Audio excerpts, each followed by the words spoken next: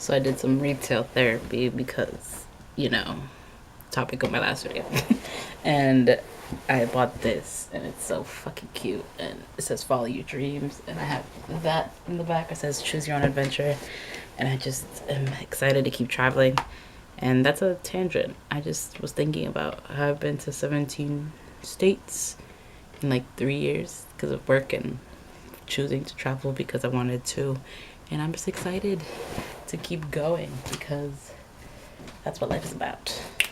But yes, I was thinking that I used to travel and read a lot. And like every time I travel, I get a new book. Like I can choose a book right now on my shelf, let's say, and I can remember where I got that, like what state I was in, if I went to another country.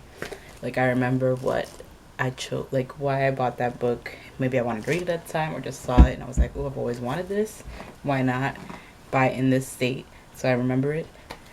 And I wanted to think about what that means in the context of being a reader in the world and on this platform. And I just remember Ariel Bissett did a video called Not a Proper Reader. And what does that even, like, what does that even entail? What entails a proper reader? I feel like everyone has their own definition.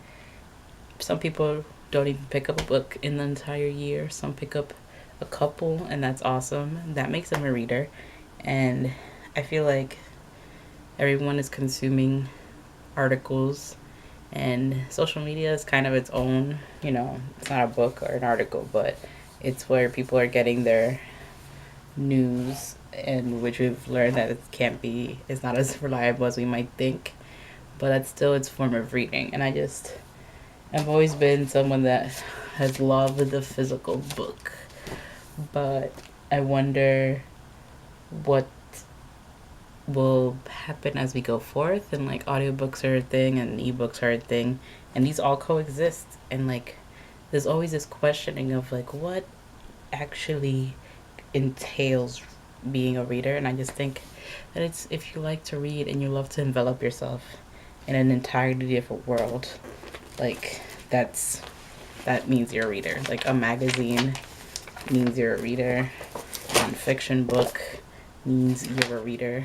Like I don't think there needs to be one specific definition, and it sucks that we've pigeonholed ourselves to believe that there has to be one, because like who are we who are we to say, like, if a person believes that what a tiny novella that they read it constitutes as a book, bam, that's a book you've read. Like what do you, that's like, they're mostly 70, 100 pages.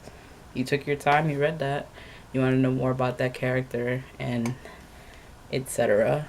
But yeah, so I'm not exactly like debating the thought of like it's a negative thing to read differently and like different lengths of things.